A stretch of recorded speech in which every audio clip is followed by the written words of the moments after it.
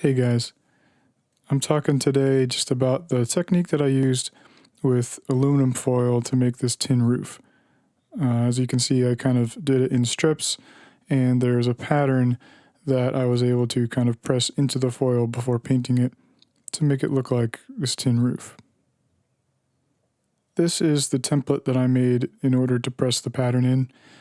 I just cut a piece of foam board and then took this metal rod that I cut to size and glued in place in this pattern. The great thing about this is you can kind of do any size and pattern that you'd want to use, and I just kind of made a generic one here, and measuring it, it seems to be about 3 inches wide of an aluminum sheet that I'd want, that then you can layer on a little overlap each sheet.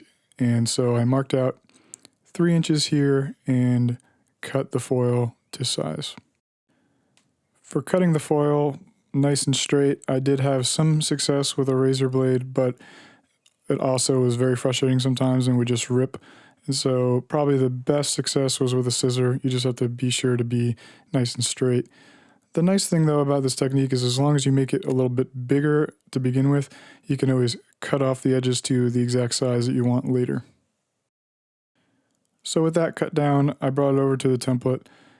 Just kind of center it where you'd like and start pressing over those pieces of rod. Now the middle two obviously are close together, and so I press them first, and then after, to get a little more of that middle indentation, I use my fingernail. You can use a number of different pointed objects as long as they're not going to rip the foil open. But I do that, and then I press again the full thing just to really leave that imprint. And this is kind of how it's looking. I just took my scissors to chop off the kind of ragged edges of where I ripped it off of the main piece of aluminum foil. So it's nice and straight. And like I said, you can do this at any point to kind of just cut them all down to the exact size you want. And it really worked out pretty well, pretty quick. You just have to do a bunch of them. I did try to 3D print a template, but it really wasn't working as well, and this was so much easier to just glue together, so I'm not going to bother trying to send you a file for a 3D printer. I think this worked out just fine, and here is some details of it on the finished piece. Let me know if this was helpful, and please let me know if there's any specific tutorial you'd like to see in the future.